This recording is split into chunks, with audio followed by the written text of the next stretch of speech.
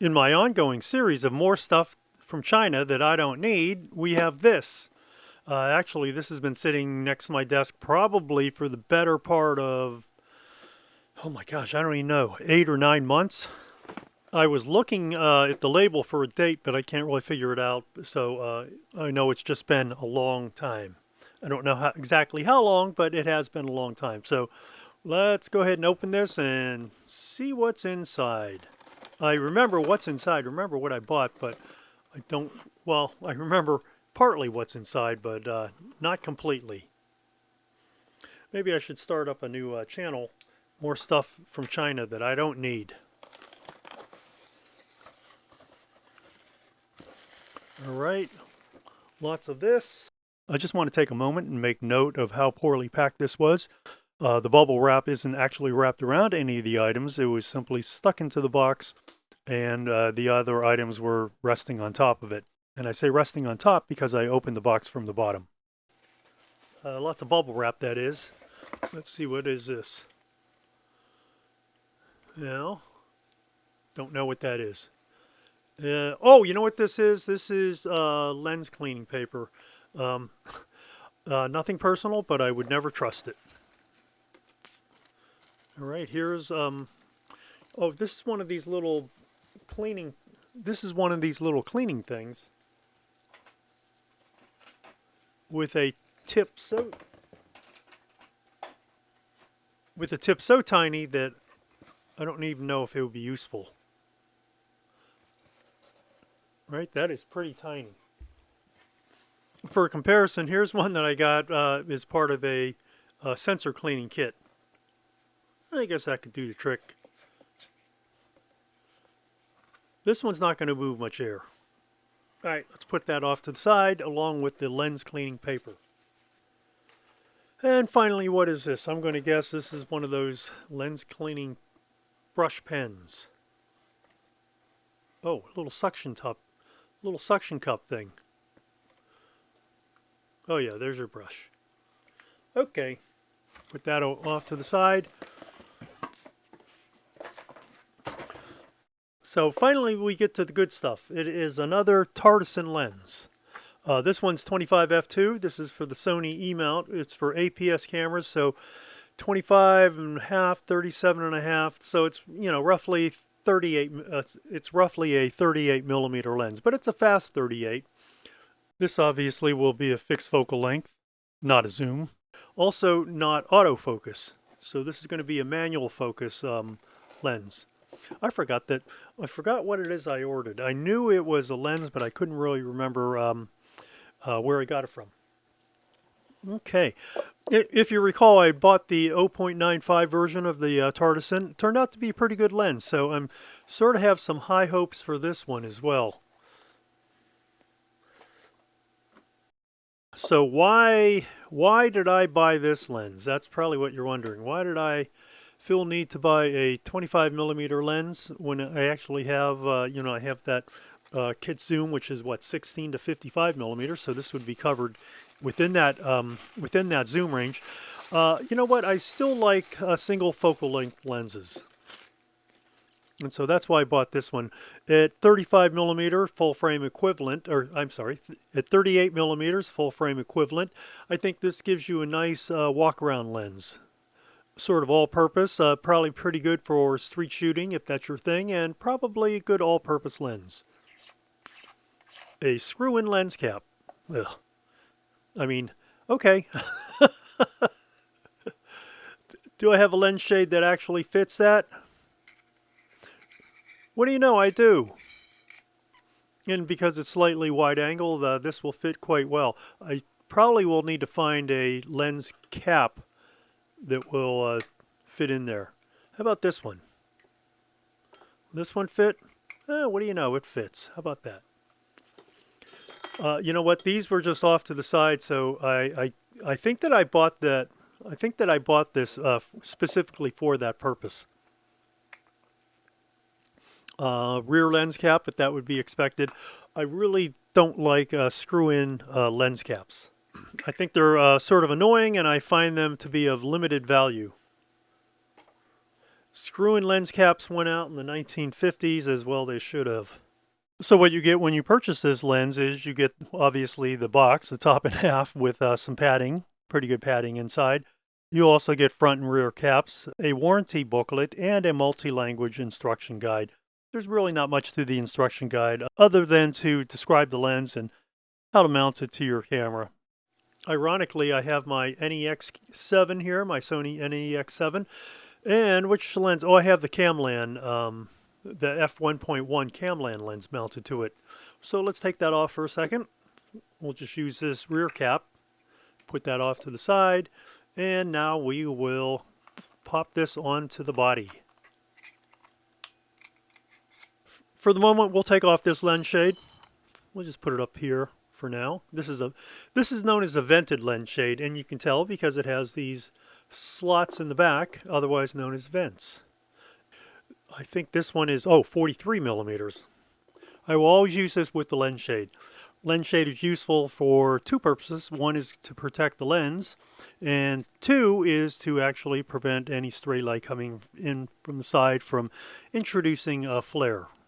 So mounted to this body, and also any other Sony camera with an APS-C sensor, you'll see it makes for a pretty compact camera. I rather like this. I like cameras that don't have an unreasonably long standard lens.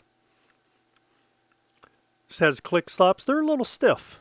So this runs from f2 to f16. Yeah, I think the f-stops on here, the détentes, are a bit stiffer than I would like. This has a fairly nice focusing ring. It also is somewhat tight. I would really like it if it were just slightly looser. This might be one of those cases where it begins to loosen over time, but not bad.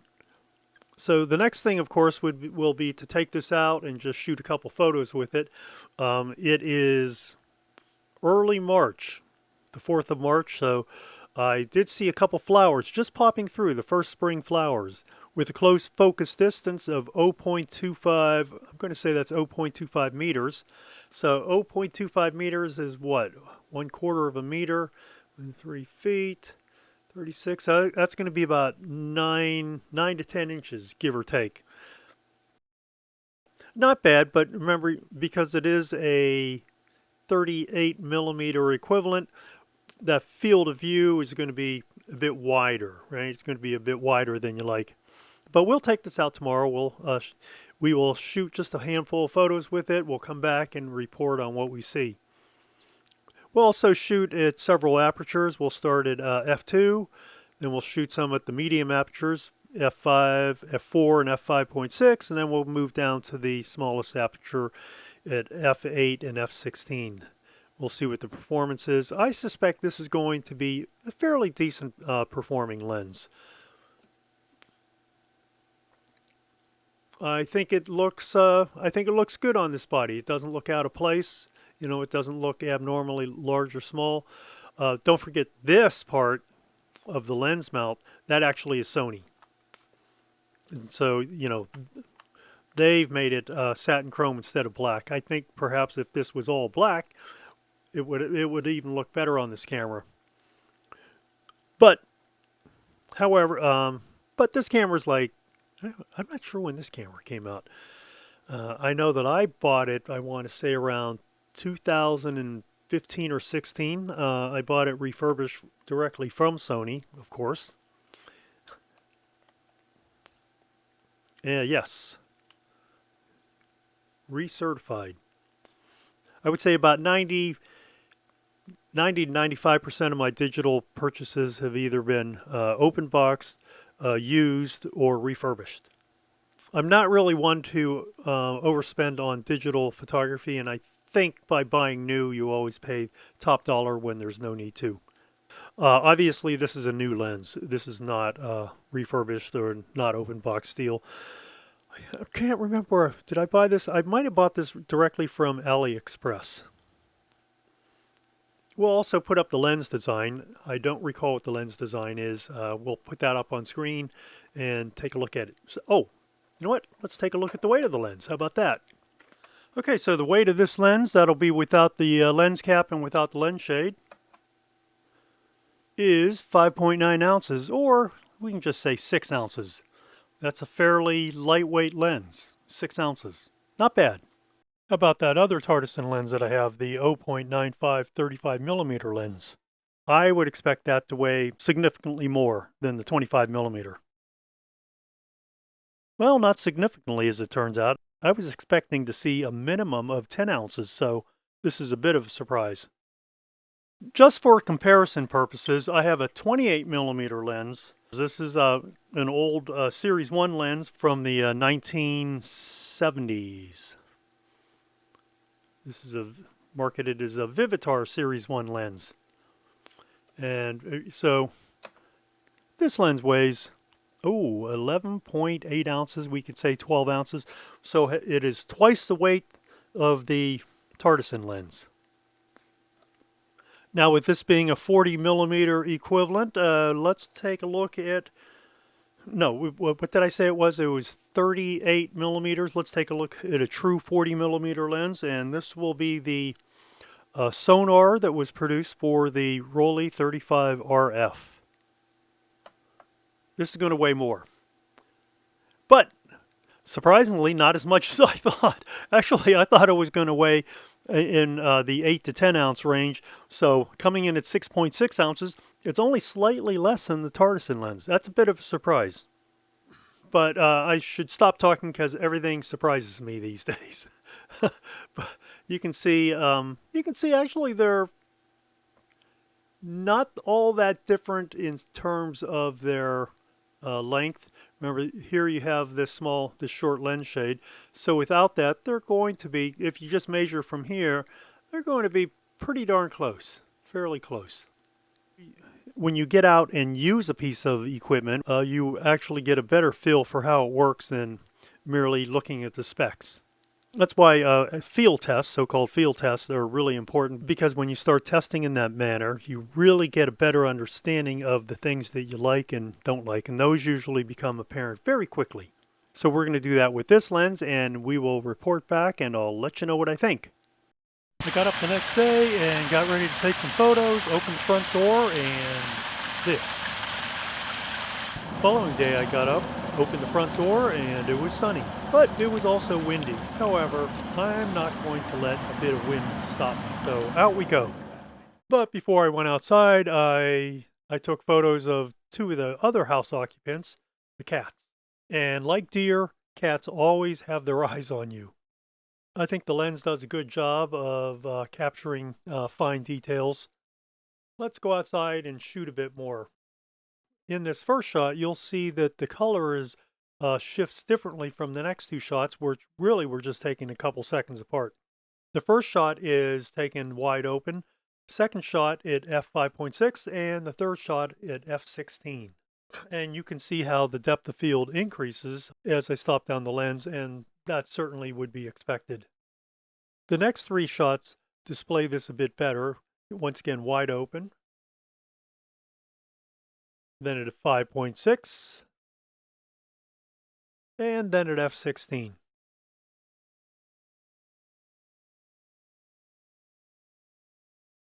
Here's a plant that was in the house. I can't recall what this is, but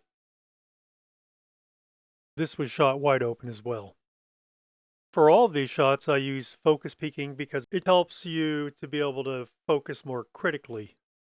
I find it very useful with a manual focus lens. First shot is wide open, and the second shot is at f16. Once again, you can see the depth of field increased. I rather like this lens. I think it performs very well. Using it, the aperture ring is still very thin. You know, it doesn't have a lot of beef to it. And so with the addition of the lens shade, you really have to look to see where your lens is stopped down. Aside from the half stop between f2 and f2.8, all the others are full stops. You can always ignore that and set your aperture wherever you want, but it is something to remember. You don't have any half stops. Well, you only have one half stop between f2 and f2.8. One thing that I felt is in many situations you end up with a lower contrast image. And I'm going to show you what I mean. So let's open this up in my image editor. And so here's the original. And so what I'm going to do is I'm just going to adjust the curves using the histogram. I make adjustments to the highlights, the midtones, and the shadows. Usually I'll start with the highlights first, and then I'll come in with the shadows. And the midtones, sometimes you don't have to adjust that. In this case, I did play around with it a bit. But you can see how flat or low contrast the original image is. And by making these small adjustments, the final photo ends up having more pop. That is, some deeper blacks to it and some whiter whites. I was careful not to adjust the highlights so much that the whites blew out and lost all detail. Given a choice, I probably would go for a lower contrast image than a high contrast image. With a low contrast image, you're going to have more tones available for you to be able to adjust the tones of the image. With a high contrast image, you're going to find that histogram is very restricted. Often your shadows are going to be blocked up and your highlights are going to be blown. Whereas with a low contrast image, you're going to find those tones are more spread out. Even though your blacks aren't as black and your whites aren't as white, you do have a lot more latitude to be able to adjust them. Ironically, latitude is how we describe black and white and color negative film as having more latitude. And that's a different discussion for another day. Okay, so what do I think about this lens? I had mentioned earlier about the focusing ring being rather stiff, but in use I really didn't notice it. For a while I was shooting with gloves on, and I was shooting with gloves on because it was windy and it was still only about, maybe 38 degrees, and with that wind it felt a lot colder, which made, of course, all metal lens and its focusing ring feel very cold to the touch. So with gloves on, and these weren't heavy winter gloves, these were thinner gloves, non-cotton. But with gloves on, it was still easy to focus the lens and also to change the aperture. The camera itself with the lens attached, it has a nice balance to it. Doesn't feel too front heavy, although it certainly is a bit front heavy. When you're holding it in your hands or holding it with one hand, it doesn't really feel overly heavy. Because it is a compact lens, it doesn't extend far out from the body, and so, it's an easy. I think would be a very easy camera to carry around. I would say that this is a really good lens. I think the rendering of out of focus areas is pleasing. I'm going to show you a lens in a later video in which it's rather harsh, and this was a highly touted lens back in the 1970s. I want to say that I paid about $55 for this lens, and so I think that's really an outstanding value. You probably could get a used lens for that amount, but sometimes it's fun to buy something new and just not always buy a used lens. In this case, I think TTArtisan has done a really good job. In fact, I'm starting to think that a lot of their products are much better than you would expect. I think the quality of workmanship of this lens is pretty high. I have no complaints. There are no rough edges to it. It seems pretty well finished. All the markings are engraved and filled rather than stenciled on. So would I recommend this lens to somebody else? Oh yes, for sure. You do have to get over the fact that this is a Chinese product, and for some people that's not an easy thing to put aside. I think all of us have our certain biases for or against things. When I was young, I was surrounded by a lot of World War II vets. Many of them wouldn't own a Japanese car or a German car. I knew several Jewish folks who would not own a German car, and for good reason. So as I mentioned, we all have our biases, and certainly have mine, and I sort of let them leak out once in a while. But if you can overcome that, I think you'll find that the TTArtisan lenses really acquit themselves quite well. And with that, we come to the end of this video. I hope you enjoyed this video, and if you did, give me a like or subscribe. Feel free to leave a comment below or send me an email at contact@camera-talk.net. And you can click that icon in the lower right corner of the screen for more content about cameras and photography. And I'll see you on the next video. So as I got ready to dump the box, what I found is this. This is a small focusing tab that you can then stick onto the lens somewhere. Now, if you recall, I used one of these same pieces of rubber tabs, or one of these rubber tabs that I sliced in half this way to adapt the Pentax 17, their new camera, because I felt once I attached the lens shade, it was really difficult to focus the lens, and this by adding a small focusing tab made it so much easier. there's no real indication of where this should attach. I'm thinking it probably just attaches somewhere around here and, you know, well, not but I don't know, maybe on the bottom or something. I'll play around with it and let you know what I learn. I never did figure out how to mount that small rubber tab, and I found that it wasn't really necessary. I'll probably keep it for another lens, and or it'll just sit in my drawer for the next few years before it gets tossed out.